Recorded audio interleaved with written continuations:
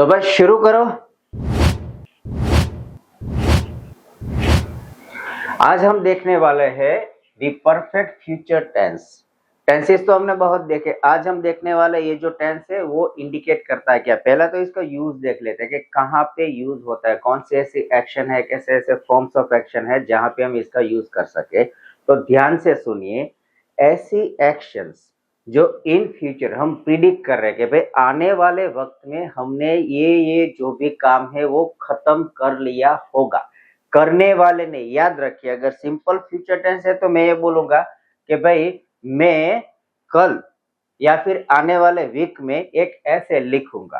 तो जो मेरी एक्शन है वो अभी मुझे करनी है, बाकी है, मैं करूंगा, तो वो होता है हमारा क्या, सिंपल फ्यूचर टेंस।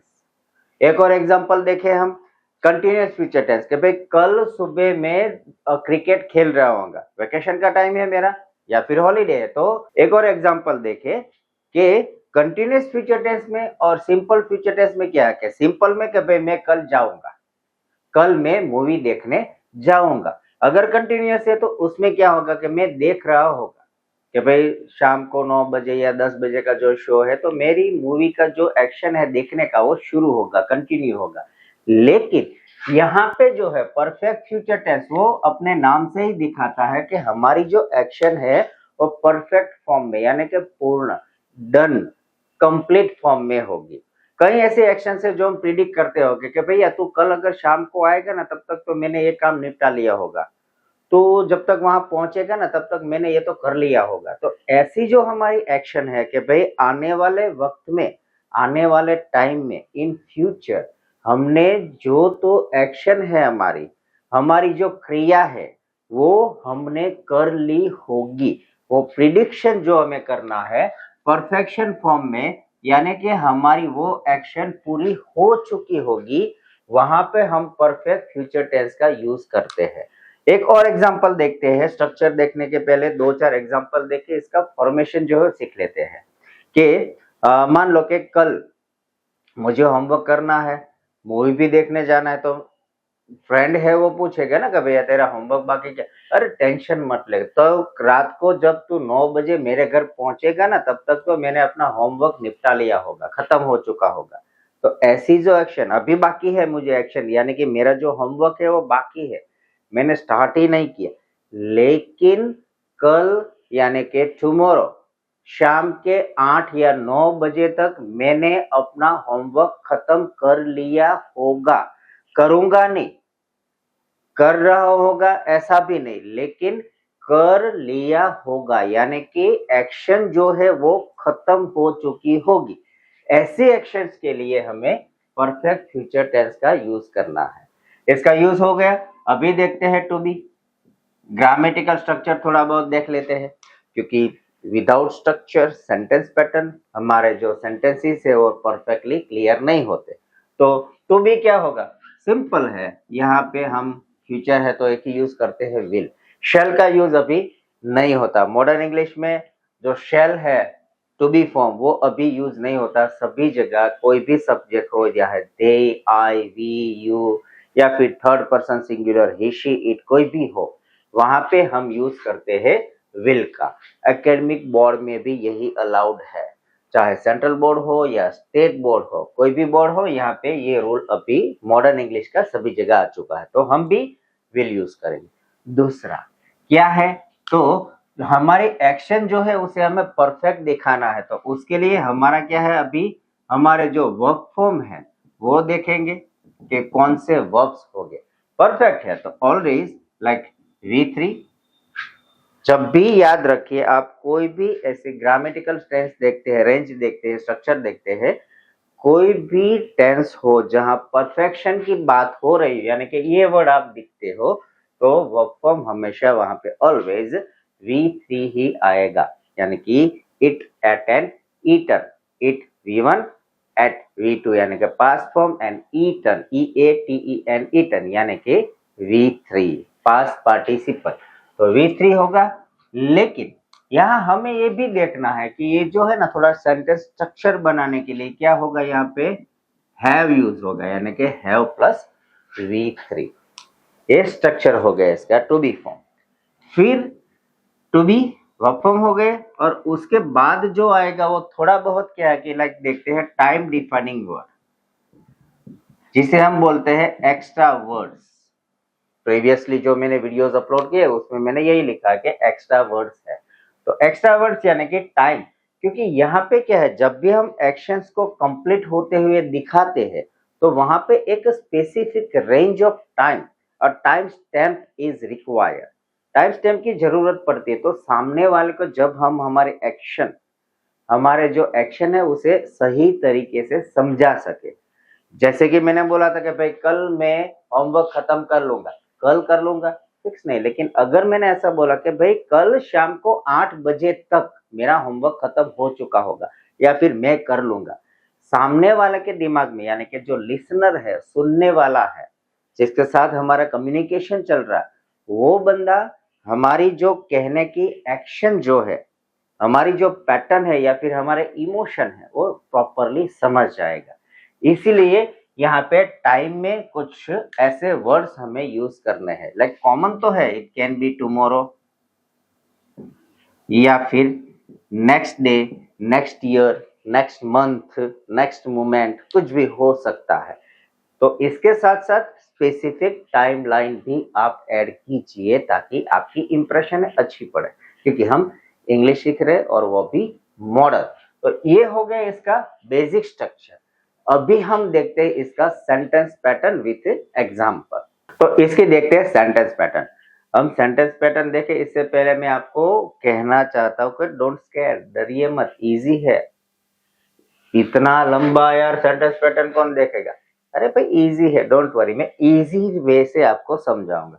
देखिए कोई भी सेंटेंस हो, हमें याद क्या रखना है, इंग्लिश ग्रामर में क्या रखना है, कोई भी ग्रामर हो, सीधा साधा रूल है, what is subject, what is verb and what is object. ये तीन चीजों पे आपका फोकस होना चाहिए। ये तीन चीजें आपने समझ ली तो कोई भी ग्रामर का कोई भी टेंस हो, उसका कैसा भी सेंटेंस पैटर्न हो, आपको इजी ही लगेगा। आपको सब्जेक्ट, वर्ब एंड ऑब्जेक्ट पे ही फोकस करना है। तो वो तो हमने यहाँ पे ले लिया कि हमारा देखिए ये रहा सब्जेक्ट, ये रहा हमारा वर्ब और ये रहा ऑब्जेक्ट। एक्स्ट्रा वर्ड तो हमें पता है, टाइम डिफाइनिंग, लोकेशन, ये वो रीजन वाले कुछ भी हो सकते हैं। तो ये हमारा हो गया। फिर ये जो परफेक्ट फ्यूचर टेंस है, ठीक है, तो परफेक्शन के लिए हमने क्या डाला था, हैव प्लस V3 हमने वर्ब फॉर्म में देखा था। और भाई फ्यूचर टेंस है तो विल तो डालना ही पड़ेगा, टू बी फॉर्म। तो ये एक्टिव वॉइस ये हुआ कि पहले होगा हमारा सब्जेक्ट, उसके बाद will, have, V3, object and extra words. उसका पैसिव करते हैं। हाँ, रेयर केसेस में ये यूज होता है, हम बहुत हमारे डे टू डे लाइफ में, रूटीन लाइफ में परफेक्ट फ्यूचर टेंस का पैसिव बहुत कम यूज करते हैं। लेकिन जब हम सीखने बैठते हैं, when it comes to learning something, it is my advice to learn everything perfectly from the base. Perfectly हमें सीखना जरूरी है। तो इसका पैसिव क्या होगा, as always के सब्जेक्ट, वर्ब और ऑब्जेक्ट तीनों को पकड़ के उल्टा करना है, सिर्फ ऑब्जेक्ट को उठा के पहले ले लीजिए। तो ये हो गया हमारा ऑब्जेक्ट। फिर फ्यूचर टेंस है तो उसका विल, फिर हैव, और यहाँ पे पैसिव करना है तो क्या डालेंगे, बिन, V3 by subject and extra words, क्योंकि सब्जेक्ट पीछे जाएगा तो बाय प्लस सब्जेक्ट होगा। तो ये हो गया उसका passive. Let's check by the example. पहले हम एक एग्जांपल सेंटेंस लेते हैं। एग्जांपल सेंटेंस मान लो कि मैं कल सुबह तक या फिर मान लो शाम तक अपना होमवर्क खत्म कर लूंगा।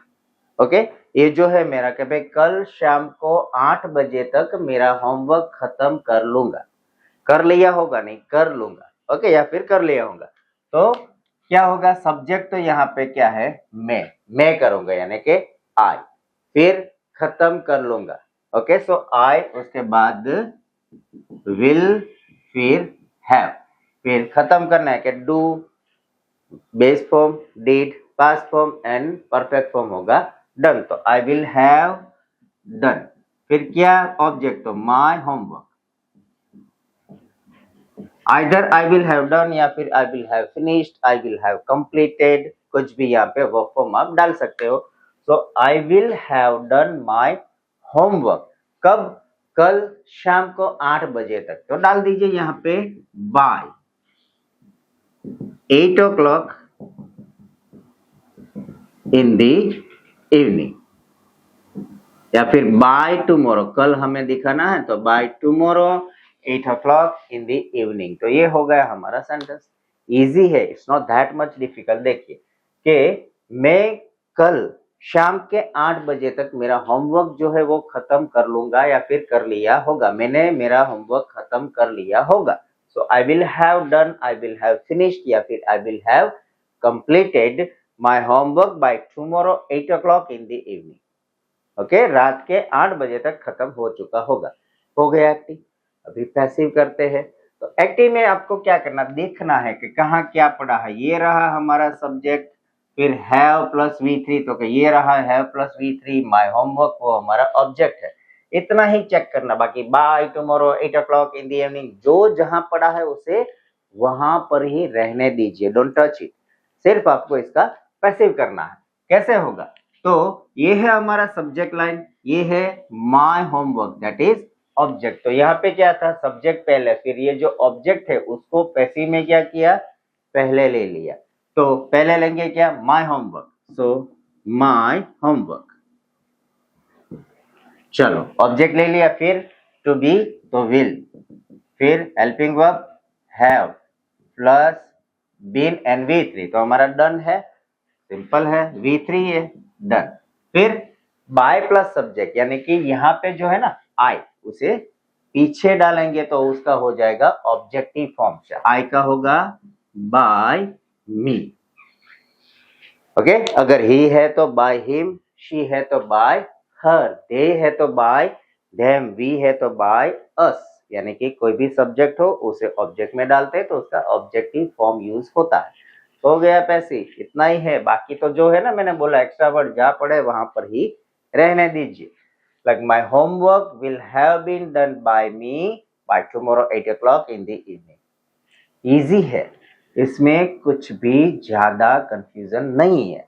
आपको क्या करना है, ऐसे कोई भी ग्रामेटिकल स्ट्रक्चर या पैटर्न हो तो आप अपने खुद के एग्जाम्पल लीजिए। कहीं पे भी मैंने देखा है, like mostly spoken English institution में जब हम जाते हैं तो इन क्लास हमारा परफॉर्मेंस अच्छा होता है, वहां हमें सब समझ में भी आता है।